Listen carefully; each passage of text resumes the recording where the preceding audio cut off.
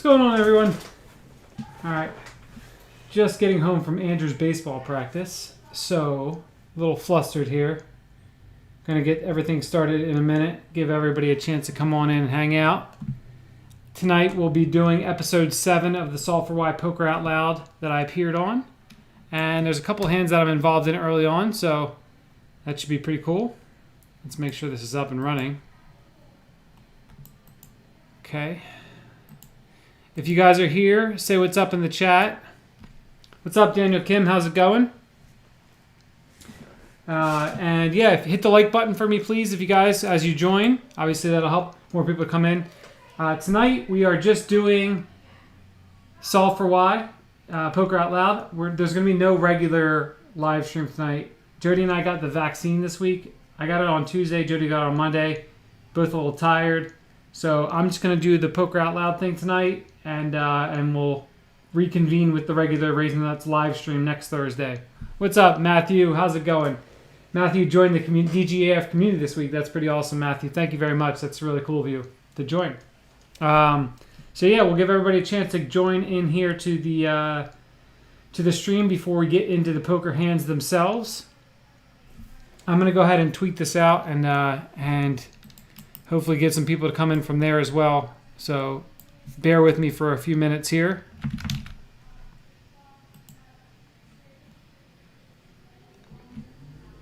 I think I was involved in the first 2 hands, but I think there was a bunch of other interesting spots that came up too, so I think you guys will enjoy this episode.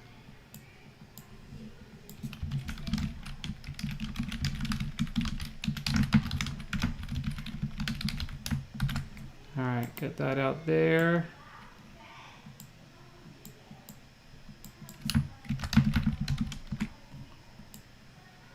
Here we go. If you guys have any questions, obviously just submit them here in the chat. As usual, let me switch to my account here. And we'll go...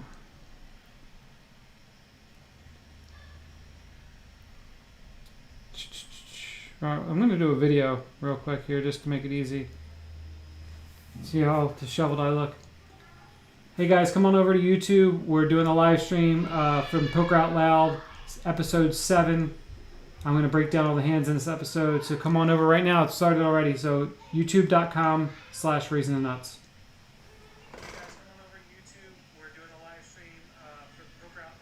I hear kids in the background.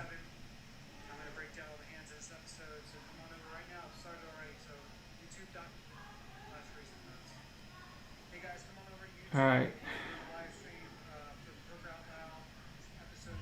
While we're waiting for people to come in, and I do this, okay.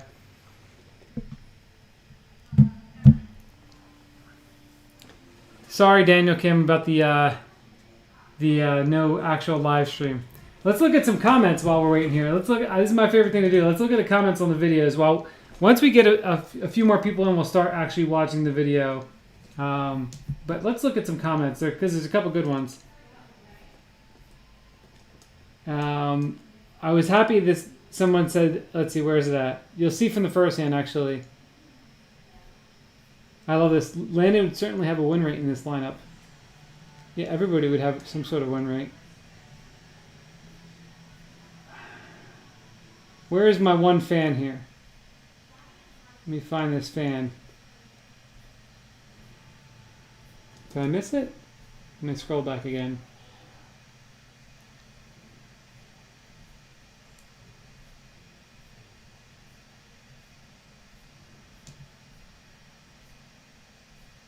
We got to shout out this one comment here as soon as I can find it.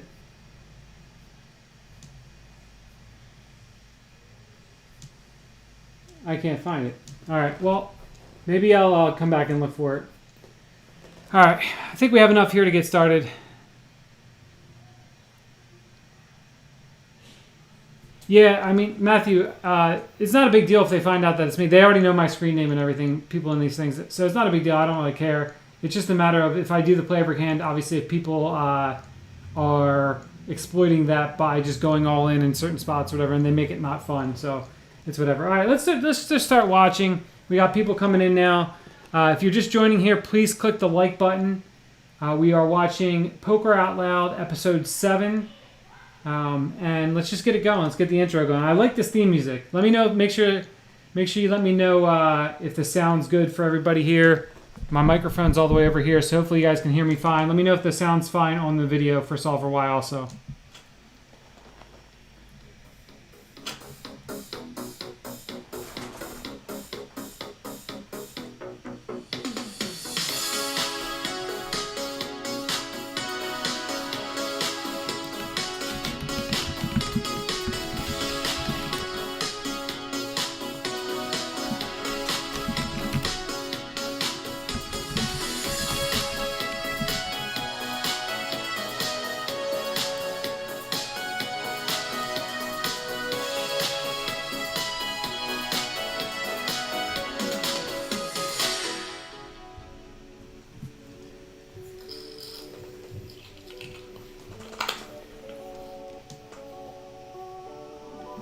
All right, so this first hand here is really interesting because of the previous hand that I played in this session. So let me bring up here where we're at in the session also.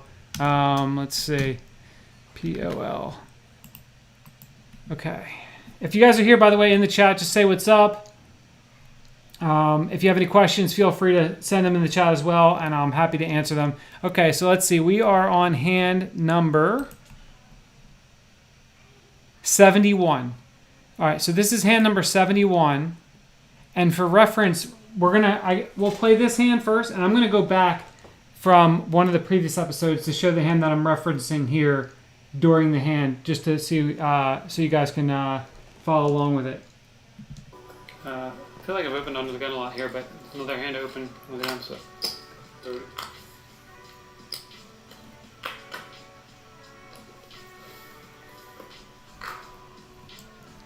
Very easy open with ace-9 suited, obviously. Alright. By far the best hand we've had. We've 3-bet Trevor a bunch before, and have definitely shown 3-betting super light, so if we're going to 3-bet 10 that's 9 suited, we're 3-betting kings, so we're going to 100. 100. 100.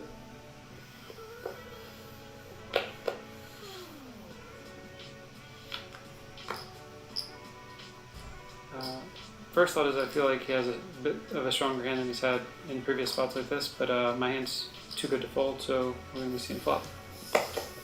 So that's just like my read on the hand, based on instincts, based on some timing, I guess, but just general feel, and I think also maybe the sizing here. We have to look back and see in the previous hand that we played.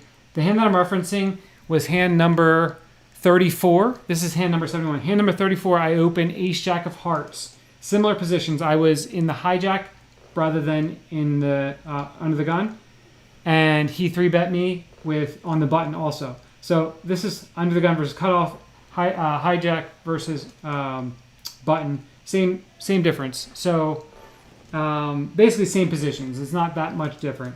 And I believe his sizing was different the time before. I think he made it 90 previously, but we'll have to go back and check the film. I'm not sure.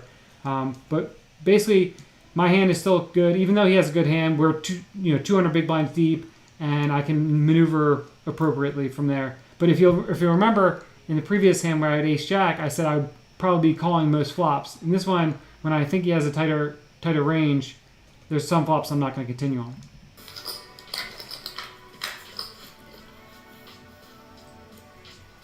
Sure. All right. Pretty much always expecting him to be calling when he does raise under the gun. I don't think they're opening as wide as I am, and they're probably going to be defending often. So here, just going to be betting for value. I mean, obviously just praying he has a hand like ace queen here, but we're just going to continue with our normal 1/3 sizing. Could maybe just go a little bit smaller given it's a paired board, but 1/3's been the number we've been consistent with, so we're going to continue with that to 70. Yeah, 70.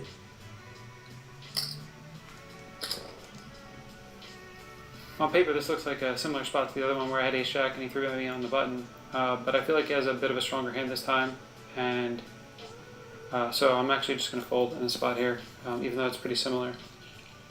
Could be wrong, but it just feels like the right thing to do. So this is like obviously a minor hand, but this is pretty interesting because it's exact same board textures. Let's I'm going to bring up the other hand as well, as long as I can do it without screwing up my stream here, because I think it's interesting just to watch through the two different hands and see how they're really similar. And I just want to look at the sizings and see if there was a difference in the sizings or what it was that made me feel as though he was a little bit stronger this time than, and whereas previously I didn't think he was strong at all. Let me see here. What hand was that? So that was hand number 34. So I think that was episode 3. I think it's this one. I have to find the hand. Aggressive image, and I'm just going to be seeing this aggressive player as it is anyway. So time it up here. I might normally 3-bet this hand to mix it up a bit on the button, but I'm going to fold in this spot. Sorry guys, I'm just going to skip ahead here to figure out where it's at. Alright, so it's a little bit after this. For the sizing. Okay, here we go. So it's just yeah, so let's look at the differences here. So here's the other hand. So I opened a 30 with ace jack of hearts, and he 3-bets this time to 90. Now, people in the comments had said something about how I knew that he had a weaker hand. First of all, people were saying I knew that he had a weaker hand because I was listening to what he said. No, obviously not at all. Secondly, they were saying because he took a lot longer to 3-bet with the 10-9 suited, but I think that he took around about the same amount of time. So let's look at this here. On the button, I just really like 3-betting suited connectors. They're just a lot of fun to do. So we're gonna do it to 90. All right. So look, here we go. So pretty much same position, same dynamic, everything the same. He 3-bet to 90 here, instead of 100 with king. So that might have just been the first clue for me, and something I just picked up on instinctually. Let's play through here.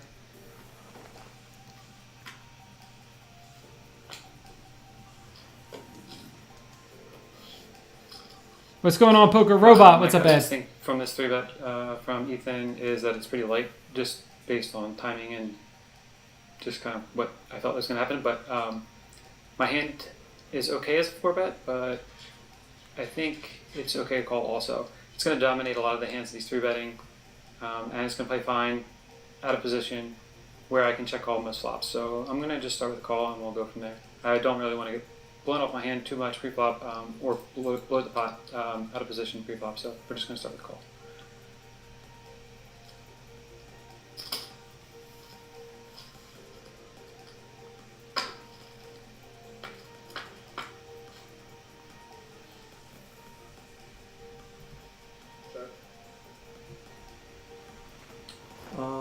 These board textures kind of suck, but should have just, there's one spade out there which is fine.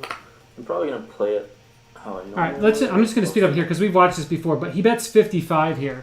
So, which is actually closer to quarter pot than it is the third pot. So again, you can see minor sizing differences. He 3-bet to 90, and now he's betting even smaller in the spot where he doesn't have it and he's weak. So those might just be the things I picked up on, or just the general, instincts of whatever, But I mean, these are almost the exact same board textures. I don't have a backdoor flush on either one. I have ace high on both of them, and in this one I check call with the plans of probably not folding at any point, and the other one I check fold to 1-bet. All right, so we're picking back up here. I'm in the next hand also.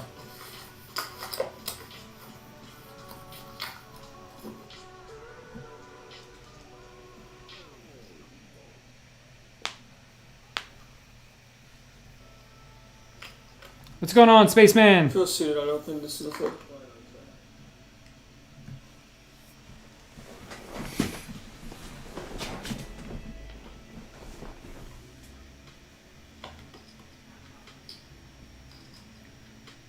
Did Johnny just open without saying anything? I didn't realize that.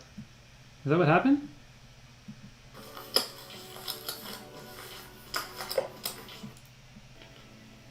Yeah, it looked like Johnny opened and didn't say anything. That's weird.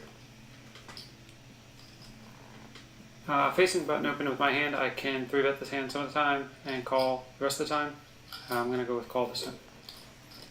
There's actually a similar spot later on where I think Matt actually has the same hand, 6-5 suited, mentions that he would 3-bet it if they were deeper, which I think has a lot more merit too. I mean, being 200 big blinds deep is good. Once you get even deeper, it becomes better to 3-bet hands like this because you can't really get blown off at pre-flop too often, and it allows you to have board coverage on a bunch of smaller boards that you really want to have when you get really deep. And so you don't just have hands that are aces, kings, ace, king, hands like that. What's up, Fortune? This is an ideal flop. Pretty good flop here. Not loving this one, considering I don't have a diamond in my hand, but I think there's a fair amount of check folds in his range here, and we have some backdoor possibilities. We can even make a pair to have the best hand here, so let's just throw out a bet and hope for a fold. If it doesn't happen, good things can still happen on the turn.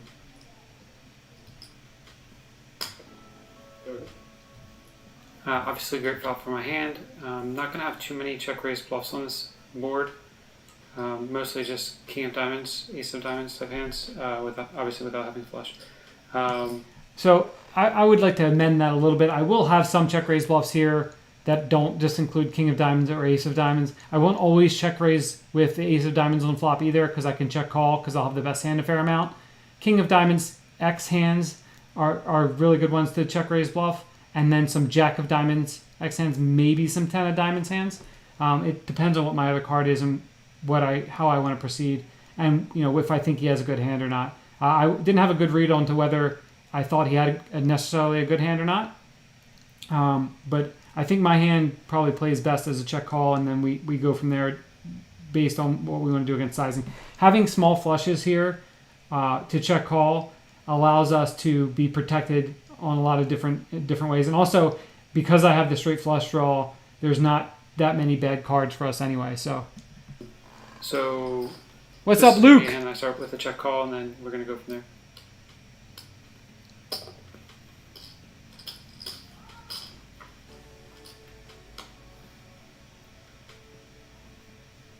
Definitely not going to be bluffing this card as the top card pairs. The absolute value of his hand has not changed at all. So I'm just going to check this one back, see what happens on the river. I didn't mention here, but there is definitely some consideration to leading this turn card. It would make sense to do so with a bunch of different hands. It's not a turn card that I expect him to bet too often. When he does continue betting, especially as a bluff, when he does continue betting, it's usually that he just has some value that he's going to continue betting. But a lot of times he's going to end up checking this card back. So leading this card is not the worst idea of all time. Once I decide not to lead this card, then my river decision, I think, is almost always going to be big bets with all of my hands.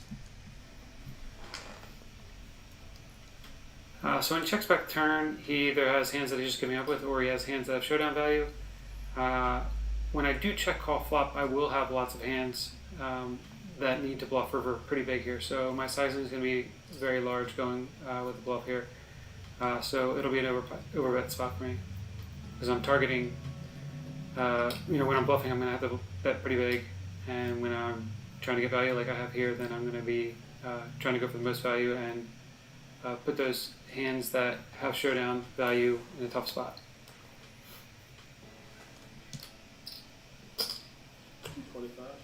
So basically what I'm saying here when I bet river is that most of the hands that I'm going to bet, the vast majority of the time when I choose an overbet sizing, I'm going to have a flush or a queen.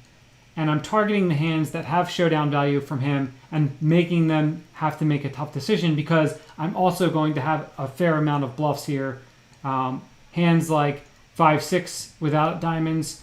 Hands like, if I choose not to check raise, a hand like 10-9 offsuit with a diamond. And a lot of those single diamond type hands that now need to bluff to get hands like ace high or to put hands like ace high or any pairs into tough spots. I don't want to choose a sizing.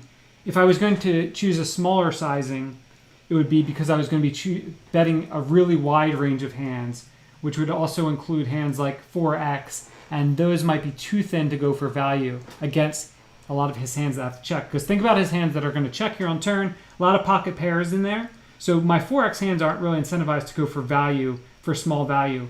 So basically, I'm polarizing my range by betting Queen X plus, and and then I'll have these bluffs that I'll mix in as well. So my sizing, I think, is always going to be a large sizing. So I think I went with around close to 2x pot. What's up, Rick Sams? How's it going? $225, huh? I mean, my hand is so bad, but this makes his hand really polarized. Now he's saying that he has a queen or flush. It's just not worth it. I definitely think that he could show up with like 6 high here as well. I did have 6 high. He definitely would not make this bet with the ace of diamonds in his hand, so we can rule that out. So the reason that Johnny said that, I saw somebody ask that in the chat, or not in the chat, but in the comments. Somebody asked why you could rule out ace high here. Well, the reason you can rule out ace high here is because it's very likely to have enough showdown value that I don't need to bluff with it. So if I'm going to be choosing hands to bluff with, it's going to be more of my king high, jack high, 10 high type hands. So if I think his range is composed mostly of hands that have showdown value and hands that are giving up, the hands that have showdown value, I don't need to bluff with the ace of diamonds with. So that's what he's saying. So basically what he's going to arrive at is that his hand, king jack offsuit, although it is king high, is essentially the same as having a hand like pocket tens, because they're losing to the same amount of hands and beating the same amount of hands. There's nothing in between pocket tens and king jack that makes it any different that I'd be betting. He would not make this bet with an 8 in his hand either, or a 3 or a 4. So basically I'm bluff catching, but the price is so bad. $225 into $125. I mean, what? He's really another chance to own me here. My hand's just too bad. Look at that poker face. Whew. What's crazy is that my hand is, it's in a binary sense, he's either bluffing and my hand's good or it's not. But so I guess the value of my hand isn't too bad. King Eye is pretty good here. Man, Trevor, you're a savage, man. I think I'm just gonna have to fold because of the price. It's a good one, man. Good one. So king jack is better off calling, most likely better off calling 225 than it is calling like 70, just because if I bet 70, then that means I'm betting hands that include an 8 also in them. Now I might choose to bet 225 with a hand that includes an 8, depending on what my kicker is. That's something I could imagine myself doing. I think most people wouldn't do that, so it's hard to say. Let's go through some thoughts here. I think I said, what's up, Rick? I hope you're doing well. Bobo said, would you be more likely to donk turn and river less than pot size versus OMC type? Because they're unlikely to barrel turn. Yeah, I think so. I mean, if you think your opponent's less likely to barrel turn in this spot at all, as a bluff specifically, and if they're likely to just check back a ton of stuff, then yeah, I'd be more likely to lead this turn for sure. But I think I don't know. I'm interested to see what the general strategy would be on this turn card with my exact hand and with my range. I don't know that for sure. I think it makes sense to have some leads, and certainly doing it against opponents who are going to be more likely to check back is probably pretty good. Luke, $19.99 donation. Thank you so much, Luke. Very much appreciated. He said, sorry I ain't been here, but had piles and piles of work. Always great to catch a live stream hitting Vegas Sunday to Thursday at Win if anyone wants to play some No Limit. Good luck to you, my friend Luke. What's up, Mana Mana? Space said both played the hand well. He's overbetting his range on the flop. That's fine. Back and play. Agreed. What's up, Lisa? Yeah, listen to Lisa said. There's 34 people watching right now and only 10 likes. So smash that like button, please. What's up, Anthony in the house? I could have some ace high in bluffs. I don't know how much I would be bluffing with it. I think my instinct would probably be to check it. I should be bluffing it some of the time, though, for sure. What's up, Ben Adler? How's it going?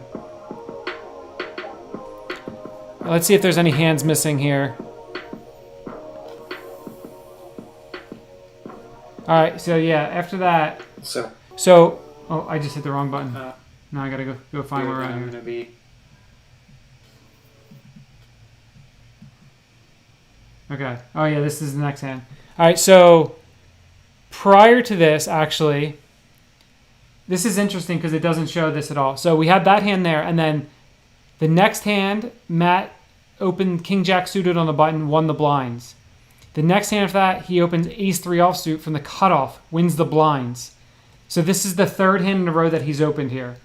So that probably played into my decision-making process, into my pre-flop decision, because this when this was playing on Tuesday during the live stream version of this on Solve for Why, Berkey had mentioned that he thinks my hand is a pure 3-bet in this spot. So if you see here, Matt opens the $30 from the hijack, and I'm next act in the cutoff with King 10 suited. Obviously, I have very aggressive image. I've been 3-betting quite a bit. Normally a spot that I would 3-bet a ton.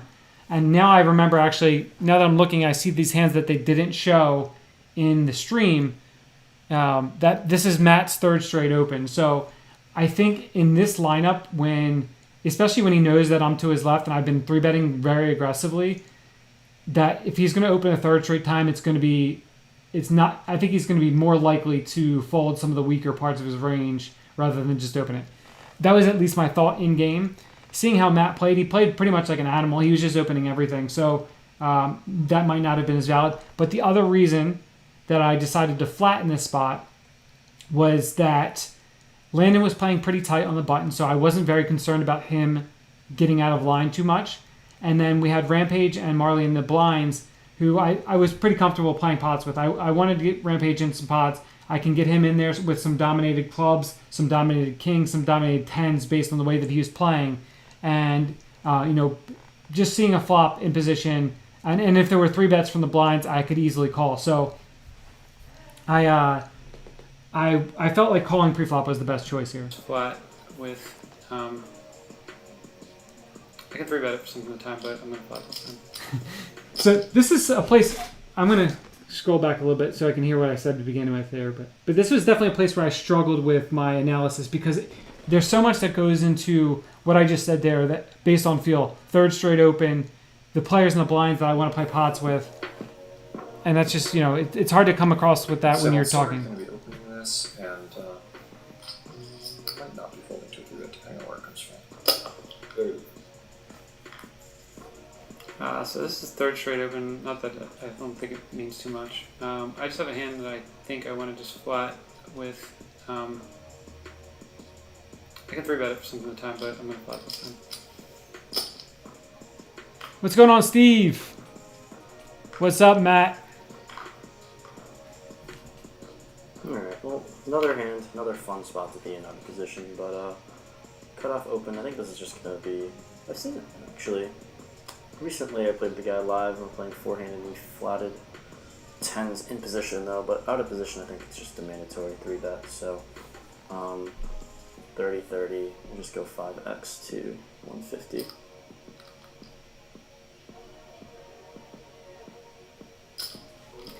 So here's the thing. I would squeeze these spots too, right? With 10s. I would always squeeze. But I think I actually disagree a bit on what he's saying there. Is like, he said he saw somebody flat a raise in position with 10s. I actually don't mind flatting out of position in these spots with these types of hands, just purely based on the fact that, in general, if you can keep pots smaller out of position, you're going to be in a better situation long term in poker, just as a general rule of thumb. And the deeper you get, you can begin doing that against tough players. Now, that's something I did way back when I used to play live poker all the time. I don't think it's as relevant, and it's certainly not as relevant in aggressive 6-max games, but like the ones that we're playing here. I'm talking about more in the 9-handed live games that might be your more traditional 2-5 games where the opening ranges aren't as wide and you end up getting in situations with 10s in these spots that you don't really enjoy being in against players who are a little bit tighter. and you do really well. I've done really well historically, maybe just because I flop more sets than most people, by flatting some of these pocket pairs out of position and then navigating post flop. Also, that it requires you to have an ability to understand what people are doing post flop and really getting into some interesting and unique turn and river situations that you might not be comfortable with. But certainly in this lineup, I would be 3-betting his hand as a squeeze. Alright, so pretty easy 4-bet here, I think. Rampage has been doing mostly flatting in the small blind, so it does make me think that his 3-bet is a bit stronger, but I don't really think we're going to ever be flatting here. Pretty much be 4-betting or folding, and with jacks, I just think it's a pretty layup. If we get 5-bet shoved on, I'm not going to be happy, but we're going to just 4 and go from there. As far as sizing, I'm just going to go 500 and then go from there. So I think 500 is a little too big here for Marley, but Alright, so we my guess is that she made it 500 because she was going to fold, honestly. I think she wanted to make a sizing where she felt more comfortable folding to other action.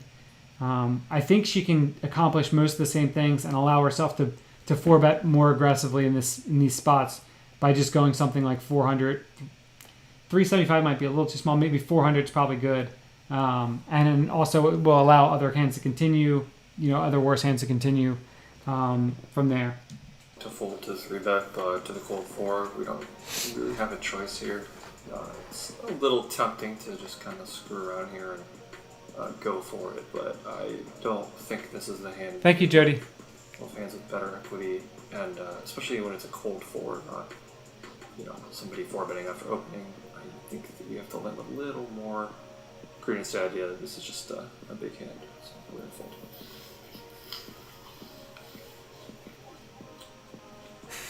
Alright.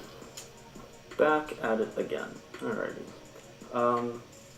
Just one of the horrible issues when we 3-bet in the small blind is facing a 4-bet. So I feel like maybe I'm getting PTSD from that last Jack's hand, but I feel like small blind 3 or 4 bets should be perceived as super strong, and with her just sizing up so much to 500, she seems like a spot she wants to get stacks in, or at least maybe incentivize a fold. So the large sizing definitely makes me think and lean more towards some sort of ace queen holding. The issue is that I'm just kind of hoping for that, and 10 is facing a 4-bet out of position. I feel like this is a fold. I'm probably wrong, but that's what my gut's telling me right now when I face a 4-bet and we're out of position. So folding's certainly boring, but right now I think we just kind of have to let it go, but hopefully we're right.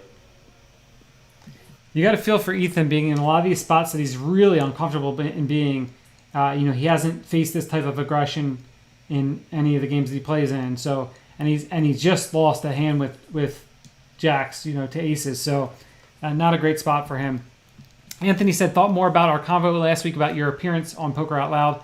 Unaffected is the word I would pick for how you came across, which is a key element of being cool. Thank you very much, Anthony. Daniel said, Trevor, would you say in live play, are you more of an instinctual feel player or a math GTO player? I am definitely a more instinctual feel player. I've played so many hours, I've played for so many years that I think that I have a generally good idea of what people are up to, and can get a good read on them. If I don't have a good idea of what they're doing, then I do have some, math and GTO abilities to fall back on. I wouldn't say that I am the most studied GTO player because I don't. If I was still playing 6 max no limit, I would definitely be using solvers every day to figure out how to get better. I use them for PLO now, and they've helped me quite a bit, even though I don't need them against most of the people that I play against. I still play based on feel, even though I play online. But they do allow me to understand some situations a lot better, for sure. So live player, definitely feel player, definitely just kind of get reads on people and understand what they're doing and what they're trying to accomplish by their bet sizings, and really good at paying attention to what people are doing. And my memory and recall is very good as well, so that tends to help out a bit. That hand definitely would have been. Oh, first of all, Nick from Yuma, thank you very much for smashing the like button. Honestly, obviously, knowing what I had, it took a fold. I think it's on the tight side. I think it also has something to do with the fact that Ethan was just getting 3-bet a lot. A lot of people, when they're in a spot where they just keep getting 3 and 4-bet free, they either lean tight or they lean loose, obviously. And I think he just leans tight. I think the Jack's 4-bet is like a pretty standard. I don't think I'm ever flatting in that spot. And like I said, I knew that Ethan kind of had a stronger range because he was flatting a lot in the small blind. But Jack's is just like A, too good, and B, like too vulnerable to flat. So. Yeah, that hand would have been interesting if I had 3-bet it. Yeah, I don't know what would have happened. So Ethan would have been a really tough spot, and then Marley would have been a tough spot. Gonna open this one on the button. I think it's fine. Alright, so we've been pretty tight in this dynamic so far, with Johnny opening the button and us being the small blind. I think this hand is kind of teetering. It's pretty much every direction, but I kind of like 3-betting here and just applying a little pressure in a spot that we haven't been too active yet. Obviously, he should have a wide range on the button, and while Trevor, is obviously capable of kind of going after us here, I still don't think he's going absolutely nuts right now, unless he's bored. So we'll see what happens, but I'm going to go 150. 150?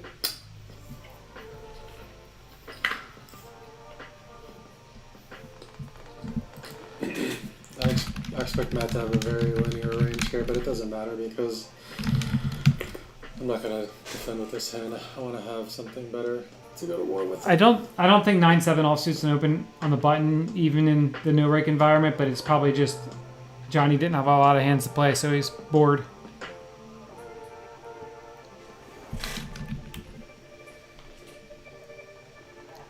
Matt got to walk the next hand. Just inside our opening range. All right, this hand actually I saw there's a YouTube channel called Finding Equilibrium that broke this hand down today. Nice. Yeah, we're still in a defend here. I think that this hand, it might give it a little bit, but not very much, just because it's tough to play versus 4-bets, and it's very easy to keep his range wider, as well as play post-flop 200 big blinds deep with a hand that wants to make the nuts, because getting 4-bet isn't really the greatest prospect with a hand like this, especially out of position. Just gets pretty tough. Yeah, to what Matt said, well, first of all, yeah, it feels like aces. You got to feel, And then, yeah, I would never normally 3-bet King 10 offsuit from the small blind in normal like online games. It's not a hand that 3-bets from the small blind. But in these type of games where you're just bored and you're trying to get something to happen, I can see why Matt would 3-bet this hand there.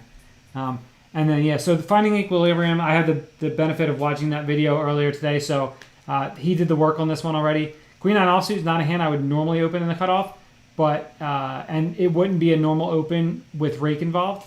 It's on the very edge of not opening, but without rake, you can mix it in there a small percent of the time. I think in Johnny's seat, I think it makes for a bad open, considering how aggressively Matt and myself were playing. Matt and myself were 3-betting a huge percentage of hands, so it's probably just like Johnny's kind of handcuffed to just folding a bunch in those spots. And then also you have Landon, who's going to defend the big blind and play appropriately post flop. So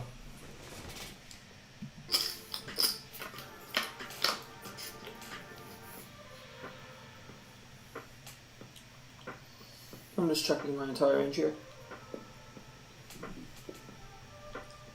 Pretty decent flop for our exact hand. Good flop for our range too. I like holding the Queen of Hearts here.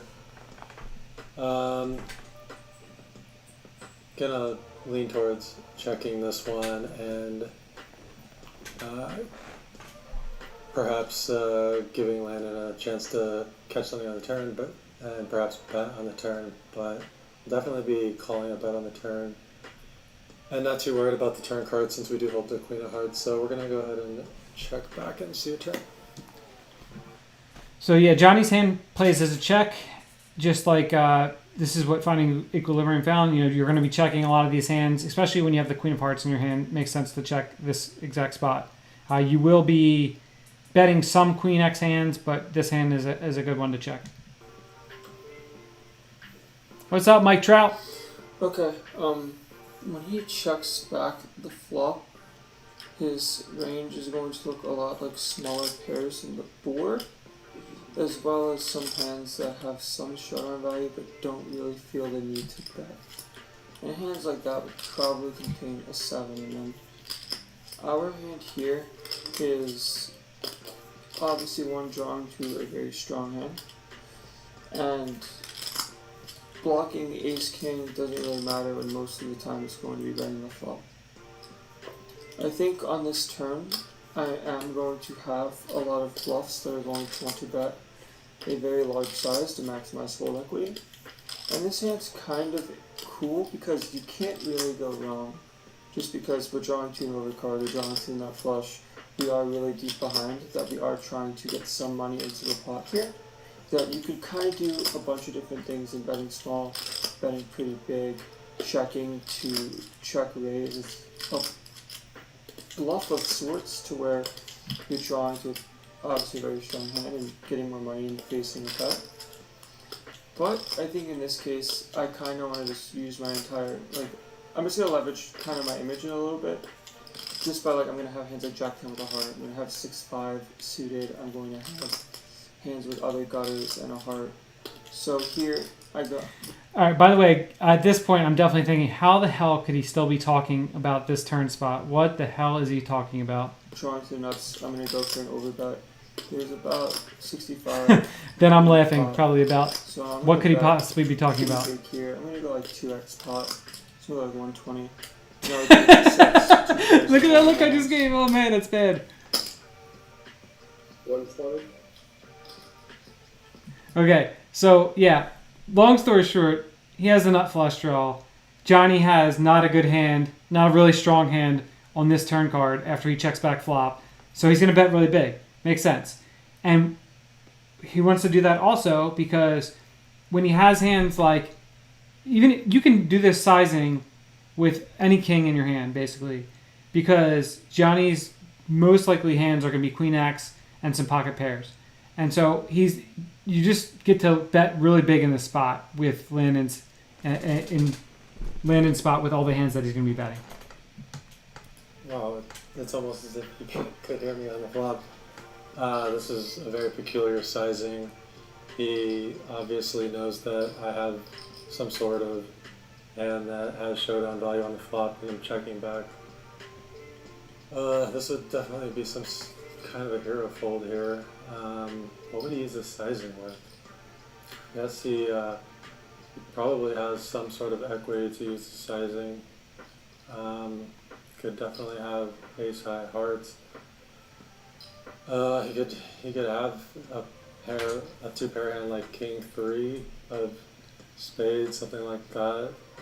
I just don't know why he would use his sizing when it's clear that I don't have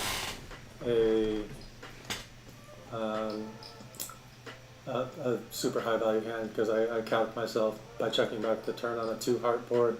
Pretty dynamic board to check back, so I'm just gonna hero call this one and perhaps hero call the turn too.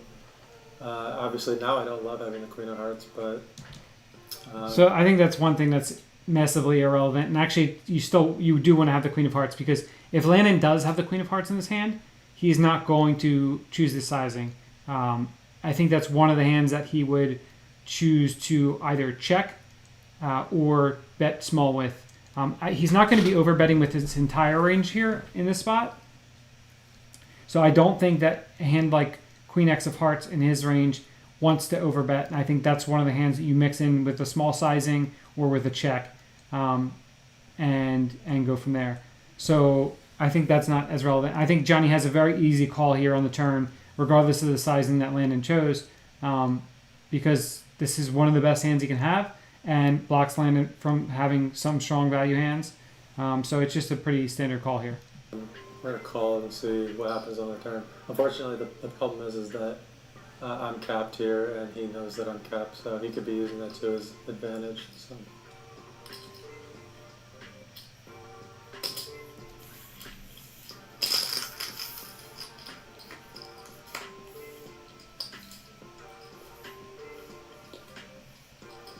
Well, that's the right color, wrong shape.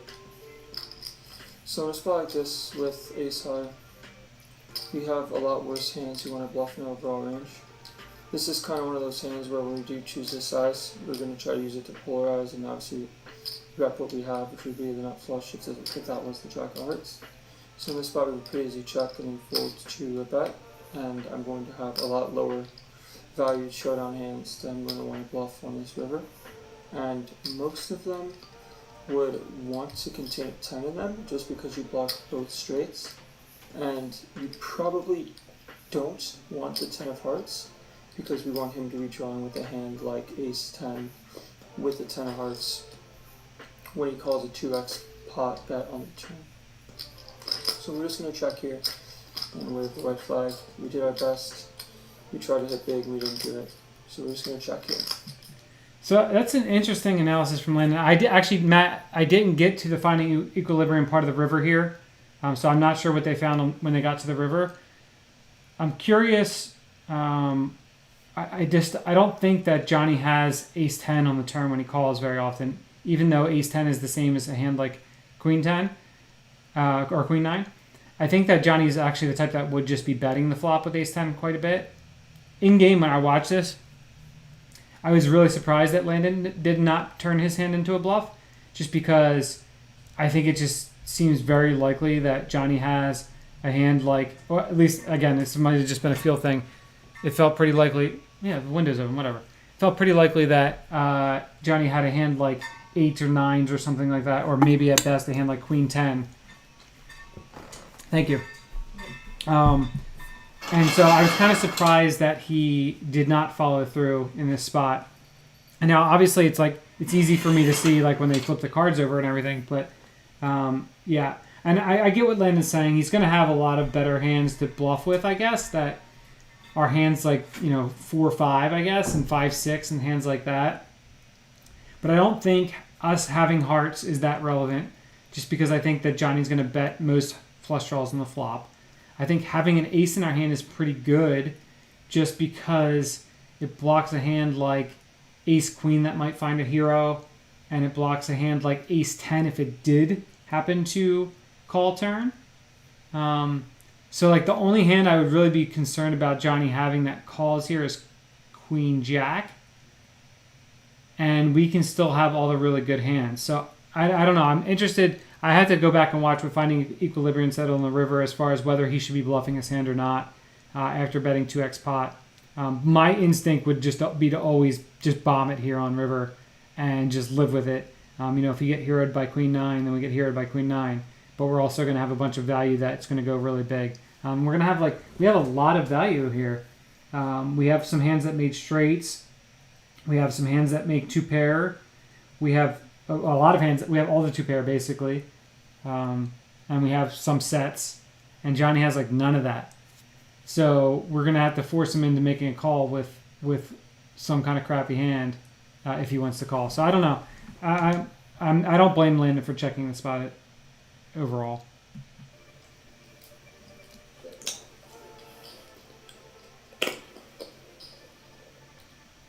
More than happy to check this one back and just hope that he gave up with hearts, or he may have gotten showdown value with a hand like jack 10, so which we can beat but not necessarily squeeze value out of after his turn sizing. So let's check this one.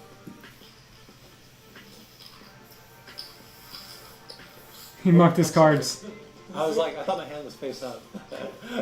Oh, they got one? Wow. Well, because I said what I had out loud, so it was like, Oh, really? you know, like I'm like, like in my mind, I'm like, everybody knows what I had because I just said what I had. It's like so weird. I did not mean to like. I'll get back to some of these comments. You were starting to talk about.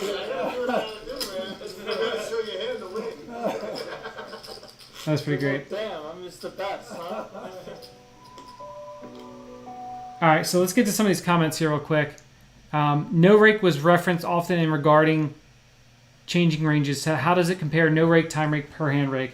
Yeah, basically no rake and time rake are essentially the same thing. Yeah, basically the same thing. Per hand rake obviously is going to affect what hands you should be opening in which positions. Landon was definitely the most vocal throughout. That's definitely very true. His analysis is so good. Agreed. Matt said, I was short enough to get some insight without holding up the action. True. You got to find the equilibrium. Yeah. Yeah, Landon was auditioning. Clearly has an exceptional understanding of the game. True. Yeah, definitely playing a GTO style. Yeah, everybody smash the like button, please. And yeah, Matt, interesting question.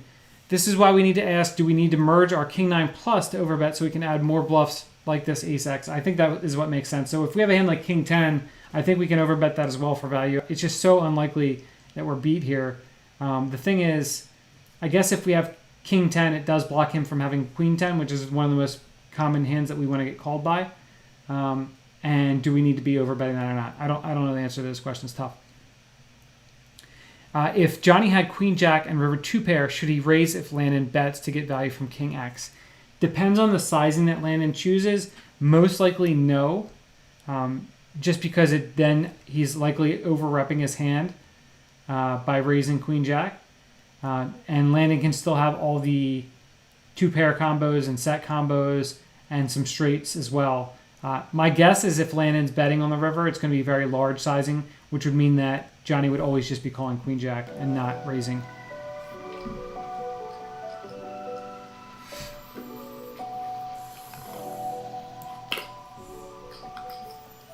Alright, pretty much the same thing I said last time I had this exact hand in this exact position. So let's do it again.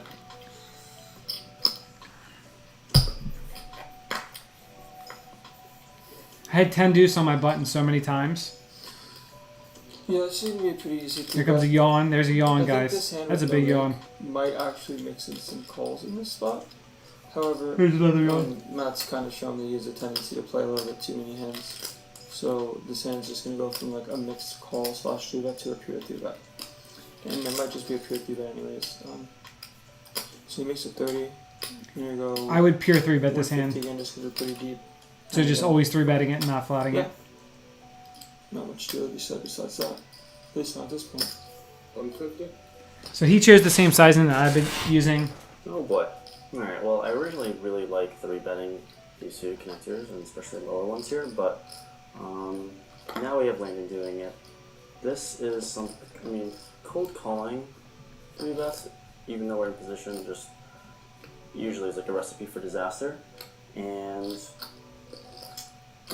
given I had every intentions of 3-betting this is something I kind of want to experiment with, and I don't know if it's the best scenario to experiment with this, but we could definitely be 4-betting this. I did this once and it ended up horribly for me in a previous experiment, but maybe we can try this again. At least we're in position of Landon this time, that's 3-betting, and we can probably just fold out a lot of Matt's bottom of cutoff opening range trash hands. So now we have to figure out the sizing and see how deep we are, because we're about 2k deep, and that's a pretty large 3-bet 5x. So do we really want to go for it? I think it's worth an experiment. I love Rampage experimenting. We're in position, 4-bet sizing, which will probably just be like 400, leaving ourselves with 1600 behind. And if he calls the 4-bet SPR of 2-1, not amazing, but we're just going to go for it. Guys, if you're going to 4-bet these spots, don't pick a hand like 6-5 suited. You got to have big cards. Big cards to 4-bet. So I do think there's a very non-zero chance that Ethan is kind of messing around here, but Landon has seemed to stay pretty in line, even low frequency calling with ace king sometimes. So I don't think he's like stepping far outside of just sort of standard frequencies here.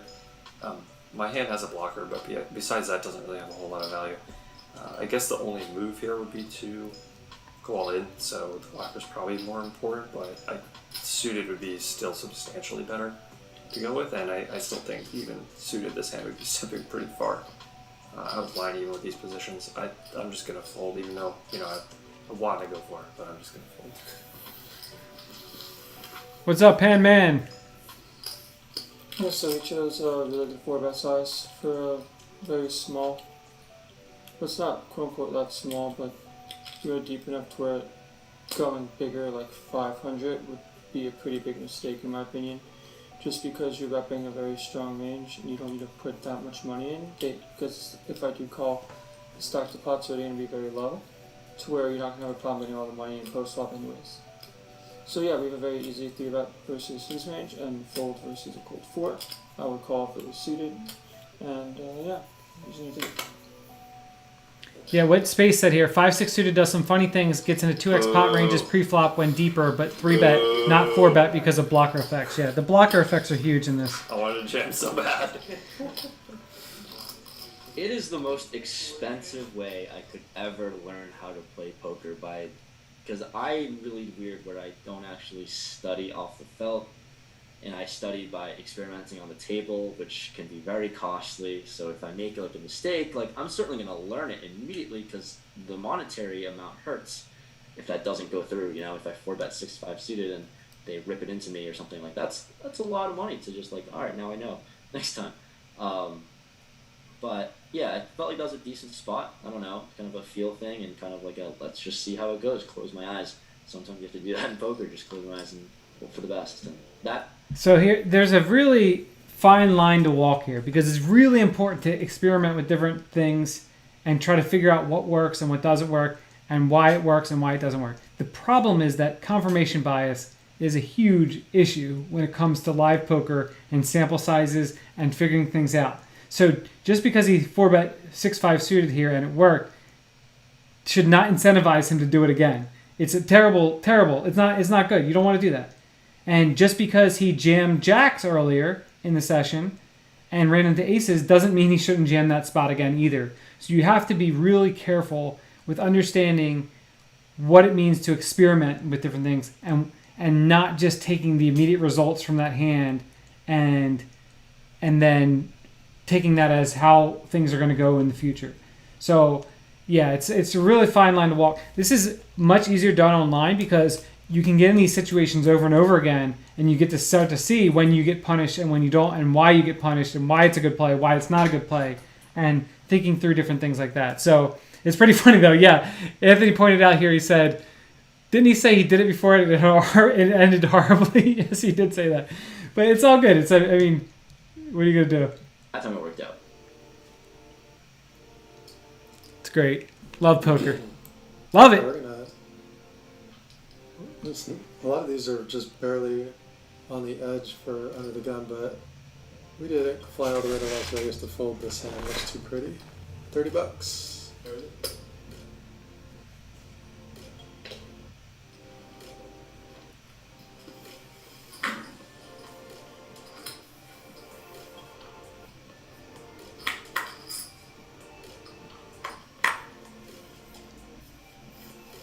Easy fold here when Johnny opens in the low jack. We could obviously consider it if button open, but I just think it's going to be too bad in this position. Almost gave info away there. Hey, that was a tell, man. What? You started to move the button She before. tried to trick me. He's like, well, I didn't think about it. I was like, fuck. Conrad started to move the button already. Now I can't think about playing it because it looks too obvious. My first words were, I just have a fold here. And then she said, well, I can think about it. I was like, Alright. I said I can think about it if Landon opens. Yeah. Anthony's bringing the Yarbo back.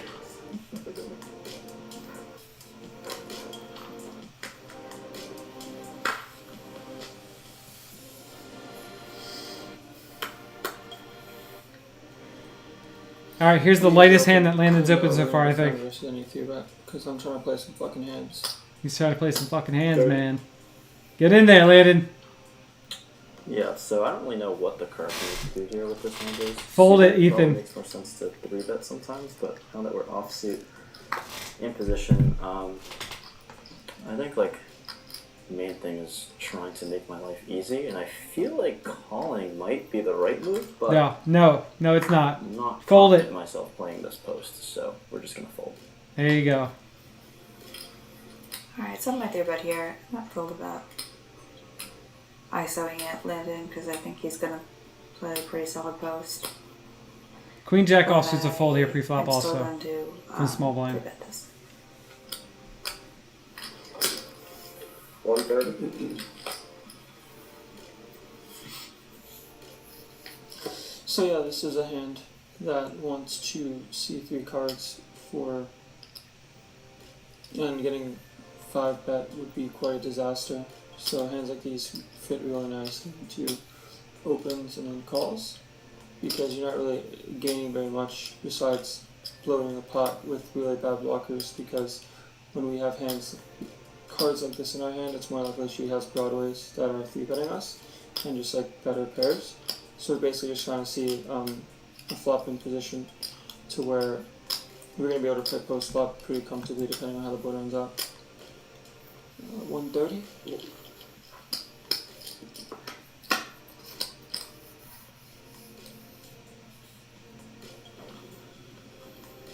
I'm going to proceed with a check on this very wet board texture. And probably check call flop. So I think this is a huge mistake here by checking Queen Jack offsuit. We have like one of the best bluff hands that we're going to have here. We block Ace Queen and Ace Jack, which are the most likely hands Landon's flatting. We block Ace Jack of diamonds, Ace Queen of clubs. So like those are 2 pretty relevant hands to block when he flats. Additionally, we want to have some bluffs that don't contain hearts that we can start barreling and then go 3 streets with. And so, yeah, it's just like this hand is one of the, if you're going to 3-bet Queen Jack offsuit, then this is one of the pure flop bets for sure. And just continue on a bunch of turn cards that are good for us. So I do not like the plan of check calling at all in this spot. Yeah. What's going on, Min? Okay, so we are about a couple hundred big blinds deep here. So her check makes a lot of sense. She wants to remain uncapped, as well as has hands that she doesn't want to just blindly bet for a small size, because we are deeper, and I do connect pretty well. She obviously connects better, having aces, where I'm never going to have aces here, I'm always going to 4-bet. And our hand here is super nice, because we get to continue indefinitely a turn, and we also get to pressure our entire range for going for a small size. So there's like 300 in the pot. We're just going to go for a 1/3 stat and call versus any raise. Okay.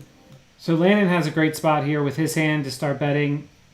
Pretty ideal hand for him to have to start bluffing. Not having a jack, queen, or king, so it's more likely Marle has those hands, jacks, queens, and kings, that he can put a lot of pressure on. And then this is going to mix really well. He's got the backdoor flush draw. It's going to allow him to continue barreling a bunch of spots and not really face too much aggression. And if he has to fold off his gut shot, it's not the worst thing if he gets check raised, because his equity's not that great. So I especially like the check because Landon's flatted ace king twice to 3-bet, so he's definitely not very 4-bet happy, and so I think definitely you can have some strong hands. Definitely going to check call with drawing to the nuts, especially for that sizing. But I'm not thrilled about the situation. So I think her rationalization for him having some strong hands here is off, just based on the positions that he flatted the 3-bets from. So he flatted 1 3-bet to ace king with ace king, and it was he opened under the gun and Matt 3-bet from a small blind, and he called closing action in that spot instead of 4-betting. This is a vastly different dynamic where it's cutoff versus small blind. The other time he flatted ace king to a single raise from under the gun. Rampage opened under the gun. He flatted from the big blind. So those are different pre-flop dynamics. So I think it's taking information that you see play out and misapplying it based on positional dynamics. So in these dynamics, he is going to 4-bet a bunch of hands, and we just really have an advantage on this board against his overall range most of the time. And I agree, Matt. Good spot to go nuts and set up the triple. Agreed. Bobo, are you folding the big blind also? I assume you're asking, are we folding Queen Jack offsuit in the big blind? I'm not sure what the question is here. Bobo, let me know. Clarify there. Rather barrel with the heart, as we hate to get called by hearts and have to guess on the river, but always betting on the flop. Yeah, so I think you can go about that two different ways there, Space. If you don't have a heart in your hand, it's ends up being better for the triple, I think, because your opponent can then have hearts that call two streets that may not choose to play aggressively on this board texture because it smashes our range hard. So I think I like it better to bet. If you have a hand like Queen Jack offsuit with a heart, I like it better to bet flop and turn. But if we're going to go for triple, I think it's better not to have it.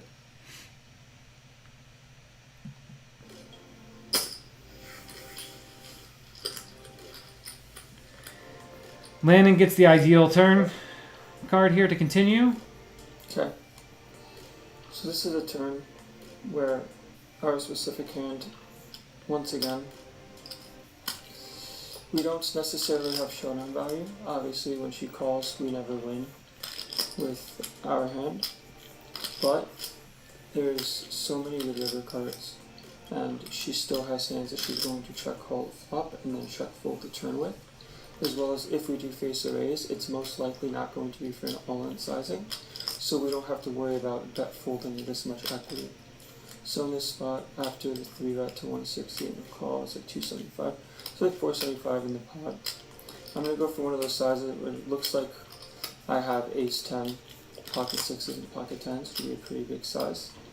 And I'm going to bet roughly 2/3 of the pot, so we're going to go like 325 here.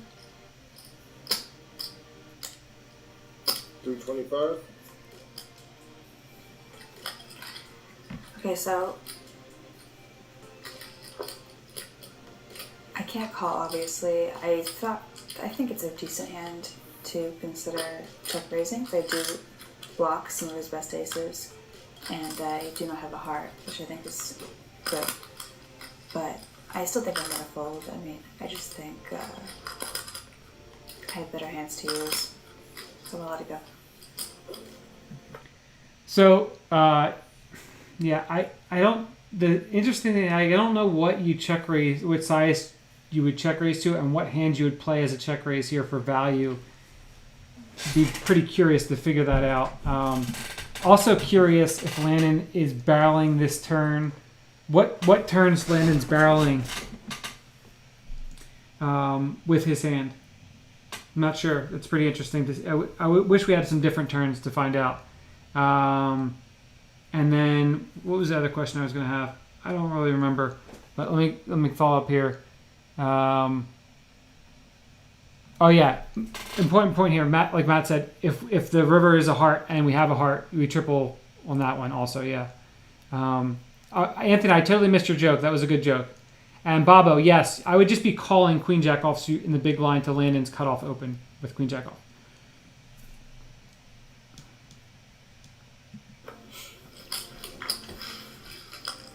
No. God damn it. I was getting there, it's fine.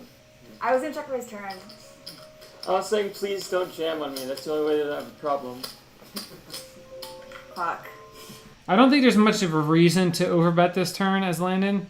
I think you kind of do fine just betting this sizing with most of the range that you're going to continue betting. So I don't think there's a reason to overbet it.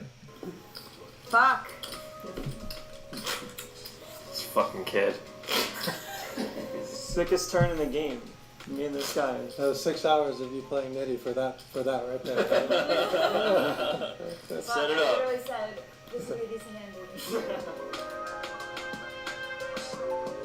See, it's weird that she came to the conclusion that she's blocking his best aces, so that would be a reason to check raise turn. But that's a reason to bet the flop, I feel like. So yeah, I think it's just a pure flop bet. Do you think he's not supposed to bet the turn because he's turned so much equity? No, I think he just has to keep betting. I think it's just so unlikely that he gets check raised. And if he's going for the third street, then he wants to set up where you can bet turn, jam river with that sizing. And it's just so unlikely to get check raised, I think. Yeah, Matt, so in a single raise pot, I agree with you. That being a overbet spot. I think in a 3-bet pot, I think it gets a little bit different.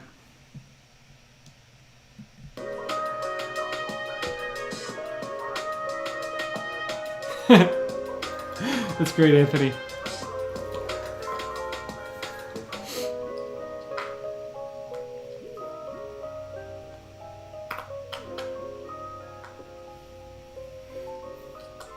Yeah, this is a hand that we're going to open from the cutoff. Just standard 30. Yes, he picked up a flush draw space.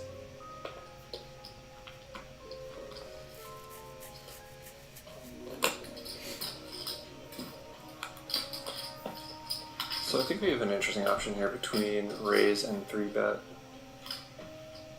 But at this depth, I think I'm going to flat in the big blind. If we were deeper, I would probably start to consider 3-betting it instead. But here, I'm just going to call.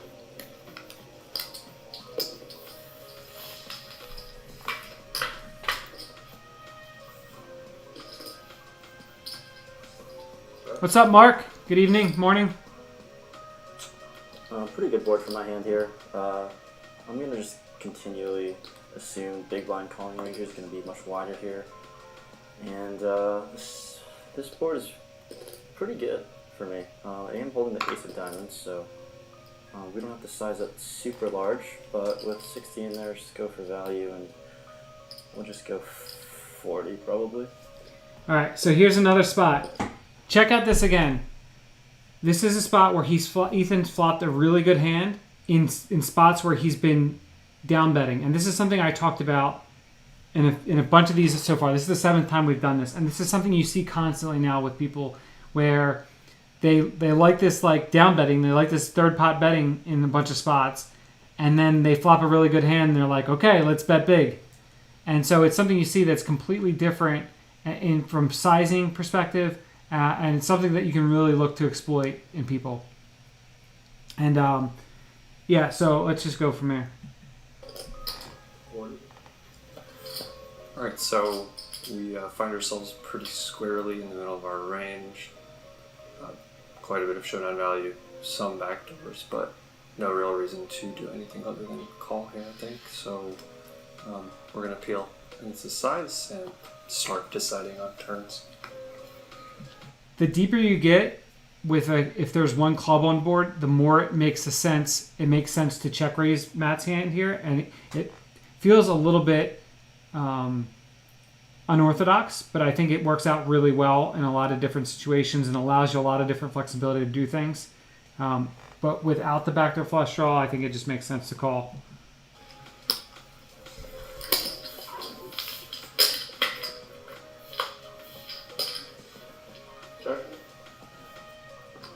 Like I was saying, I think turn here is going to be good for action, I think. Still definitely not going to be thinking I'm behind, although some 2-pair combos come in, they seem pretty rare. I think now we can get a lot of value from 8-7, maybe some 1-pair queens, but I kind of want to overbet here. It's another thing I'm trying to experiment with. Like, I'm not really 100% on all of my decisions, but right now I'm feeling like an overbet would really work well to get value and size up on this turn. I mean, certainly there's just so many draws out there, and although I do block the ace of diamonds, I do have the ace of diamonds, still think we can get a lot of value in trying to size up on this pot. So 140 in the middle, we'll probably go 175. So this is interesting. This is something I do a lot playing heads up in these board textures. The reason being, your opponents will often have a pair plus straight draw type hand, and they will continue to any sizing, and they don't play them aggressively. So what the reason that you can overbet these spots is because people then won't check raise as a bluff with a hand like Matt's hand. Now, that's where it can become pretty interesting to do so as Matt, because in reality, this turn is pretty good for Matt's hands, and Ethan does not have many nut hands in this spot. He'd have to open 9-7 suited from the cutoff, which he can be doing, so I guess he can have that. Matt's going to have 4-7 suited more often than Ethan, I think. And then hands like pocket 8s and pocket 6s and pocket 5s, they kind of equally have. So it's actually not that bad. I do like overbetting this spot because people don't aggressively attack this with bluffs as often as they should. And it allows us to get a ton of value here on turn and then size up to be able to choose what we want to do on rivers depending on different sizings. And then we can obviously have a fair amount of bluffs here when we have some 9x hands, some 7x hands. Although you really actually don't want to have 7x hands here when you do bluff turn, because you really want your opponent to have those types of hands that continue and then fold on rivers unimproved. So this is something I do more often in heads-up games. Whereas in these, where the positions are really wide and we can have a lot of other hands, and now we can include hands like ace-queen, and more so on double flush draw boards where we're unlikely to get a third street of value because the board texture is going to change so much. But yeah. What's up, Dalton? So interesting sizing choice by him here. Sizing a little bit up on flop and now overbetting turn. This is one of those cards though where we just pick up way too much equity to really ever fold. We block the nuts. For the most part, we don't block any draws other than like specifically open-ended. And there's plenty of like draw and combo draw type holdings. I also don't really know how balanced Ethan is here, but we just have a hand with too much equity to really care how balanced he is per se, since we can't really know that.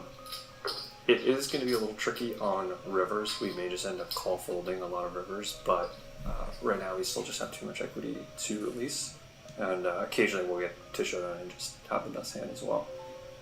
So we're going to be calling it. This is actually, so this deep, I kind of like going wild with Matt's hand here, blocking two pair, blocking a set, blocking straights, and just making it like 600 and then jamming river on a bunch of river cards. There's some that you have to shut down, and it's definitely can be way too high variance, especially facing overbet, but I kind of like it. What's up, Derek?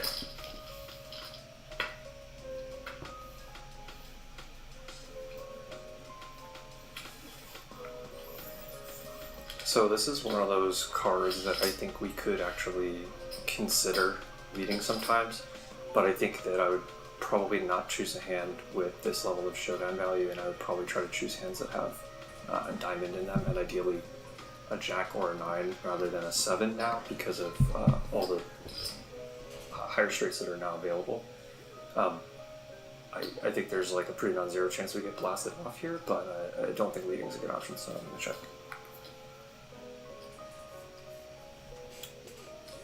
Alright, so I'm really happy to see a check back from him.